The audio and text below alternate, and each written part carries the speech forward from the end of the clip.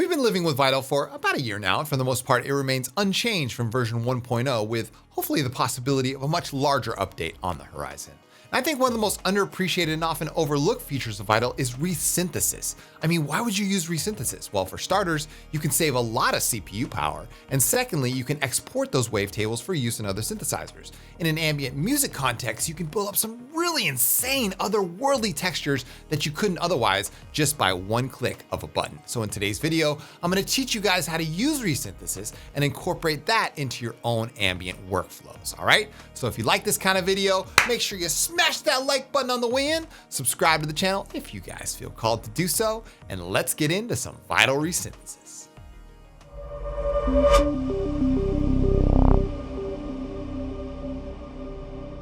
All right, so here we are inside of Ableton Live 11. Now, before we start, I want to give a huge shout out to Dash Glitch. That guy, I know he now watches this channel, so I want to just give him a shout out and thank him, because if you guys haven't checked him out, go check him out on YouTube. He's such a knowledgeable guy, and he's so personable, and the techniques that he shows you how to use in Vital, he's always one step ahead of the game, and he's very innovative in the way that he instructs. Now, even if you're not into psytrance or techno or anything like that, I'm case in point, right? I'm an ambient music producer, but I've learned so much from Dash. So huge shout out.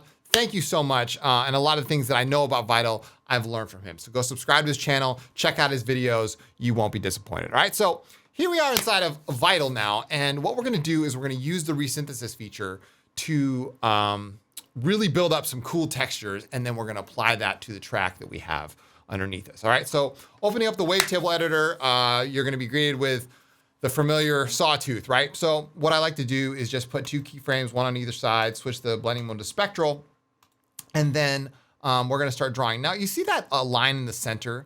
I figured out a way to get rid of that, like sort of like transient or whatever, right? So right here, there's a little gear window. You can zoom out from 1 to 16. So if you zoom one time, you're going to see all the harmonics across the entire frequency spectrum. So check this out. If you just kind of pick somewhere on the left over here and then just start chopping all these down, look at that, that line disappears, right? And you get a nice clean waveform, okay? So you no longer have to worry about that little partial. Then you can just go right here to ×8 again, you're back home, and now you can start drawing as normal. You can switch the phase around and we can just start playing this and kind of get something that we like, all right?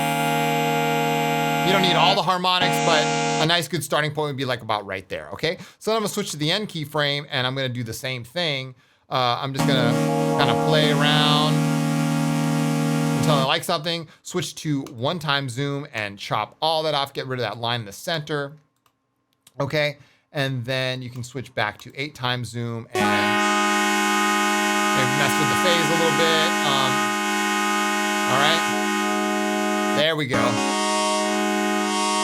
Okay, so now we have like a nice evolving waveform. Again, I switched the blending mode to spectral, and now we have two keyframes and a perfect wavetable. So then we can start adding some modifiers. Now with these modifiers, what you can do is say, all right, well, I just want this to slowly evolve. So I'm just gonna have it slowly evolve over X, right? And I just kind of move that a little bit. So it's gonna kind of gently X-warp that thing, and that's perfect. You don't want to go crazy with it, and especially with the Y-warp. I mean, if your wavetable is kind of quiet and you want to Y-warp it, that's cool.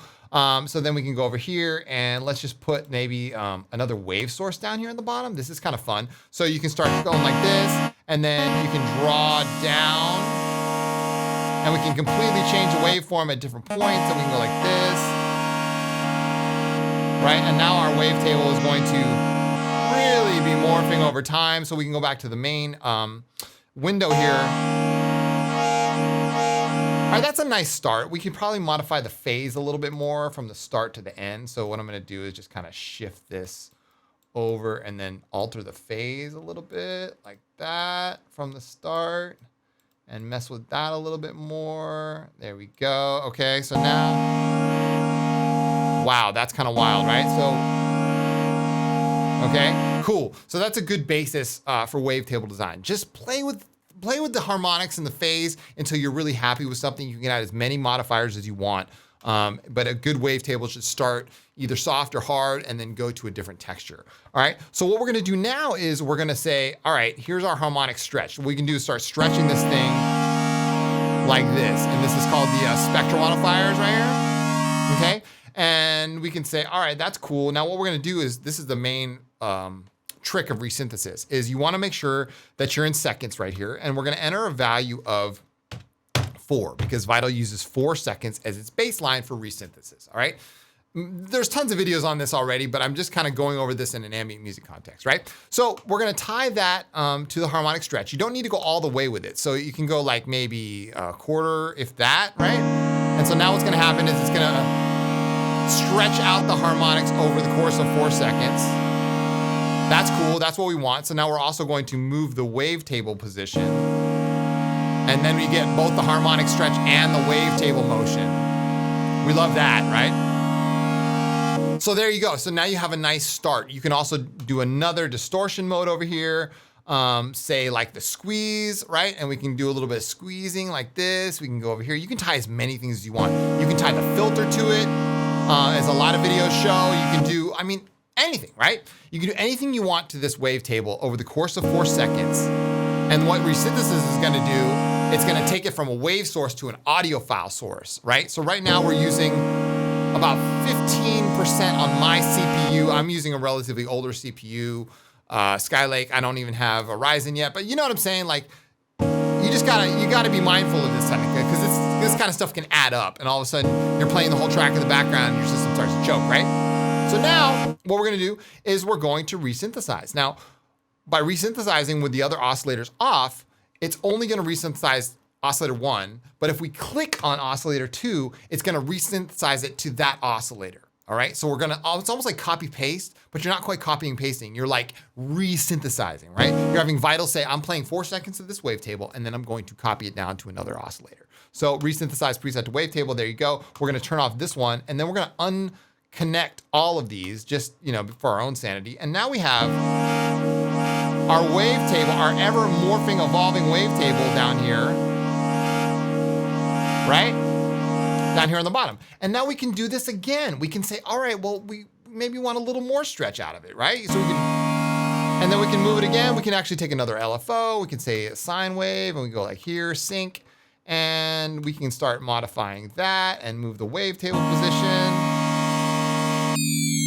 Oh yeah, hold on. We're gonna go like this, and then move the frequency amount. We go like that. That's gorgeous. Right there.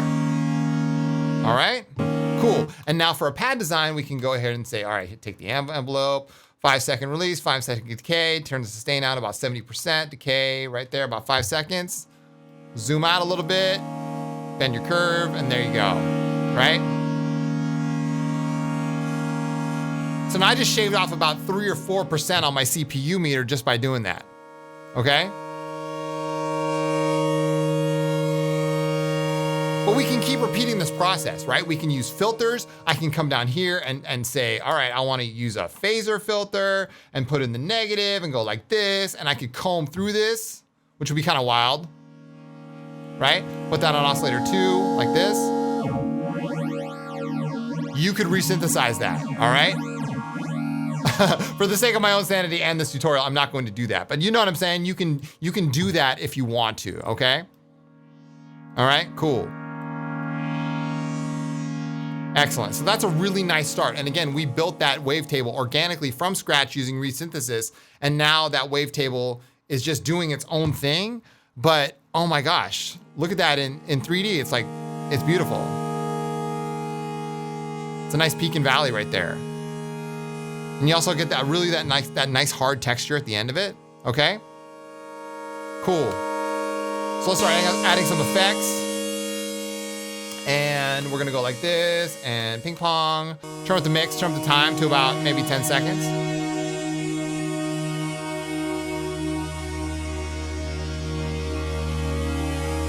Nice.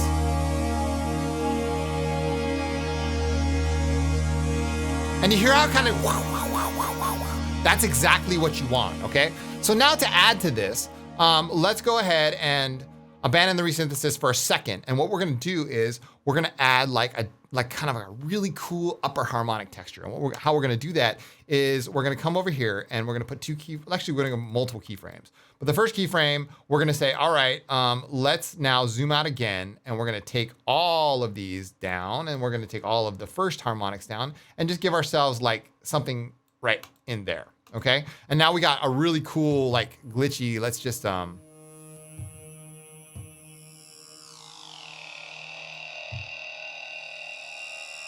that's nice. So I took it down an octave, and then you can repeat this process, right?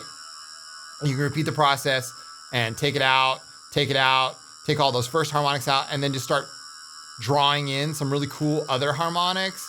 And then you can say, all right, well, I'm gonna move over here and do this. Try not to get the first, 20 or so harmonics, because those will be really tonal. You just wanna get the ones that are kind of like, they sound like locusts or something, like space locusts. You know what I mean? Like, okay, so there we go. We'll go like this and like that and like this. And now what we have is oh yeah, different tonals, right? You want that. Okay. And now what we have, if we flip through our wavetable here, we have like a really cool upper harmonic-y, right? And what we can do is we can take the random modifier and say, all right, sample and hold, and we'll modify through that at like 16 maybe, and then we'll just tie it to the wavetable position. Perfect. And now we'll add that to our texture. Oh yeah. We can kind of put that behind the filter, or we can say, all right, let's put that behind another filter. We can also tie the position of that. Try a stereo to it. Pan it. Tie another LFO to pan. And we'll make a bipolar. I like that.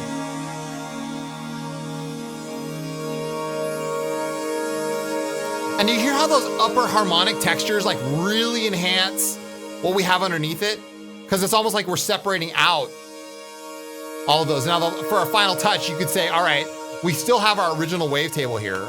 We can initialize this again, turn off the harmonic stretch, and now we're left with just the default sawtooth. And we can come over here and either draw our own or just come into basic shapes and choose like a sine or a triangle and dip it down for a sub oscillator. All right, so we can just go like this. That's nice. We can get some filter moving in here. Tie this to 1 and 2. All right, make another envelope and take the attack out, release out, sustain down. Right, and just have this be like a little filter envelope and not have it tied too much, but. All right, so now let's listen to it in context with the rest of our track. Hopefully this doesn't get too loud. Oh yeah.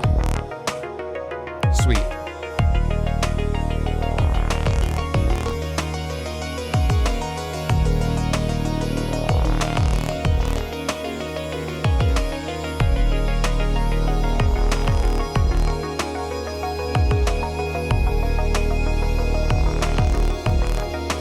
I like that.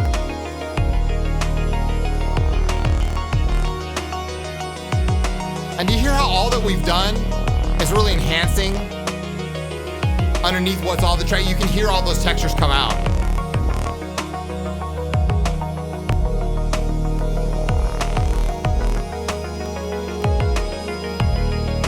This is awesome. It's more like chill ambient. All right, I'll just be honest with you, but that's what it's there for. And at the start of the video, I told you guys that you can go cross genre. It doesn't really matter. The techniques are still sound and they are the same. So tie yourself less into genre and more about technique, style, flow. It's all music.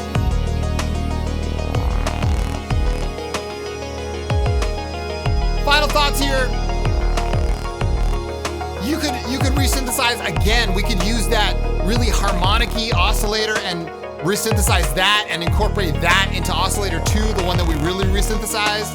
There's so many different things you can do. You can we didn't even incorporate the effects. You can do all the effects. You can even add unison on there. You can get some really crazy results. This is absolutely the tip of the iceberg. But who knows? The future looks bright. We don't know what's in store for us with Vital down the road. but we know that what we can do here is more powerful than what we can ever do before. So thank you guys so much for watching.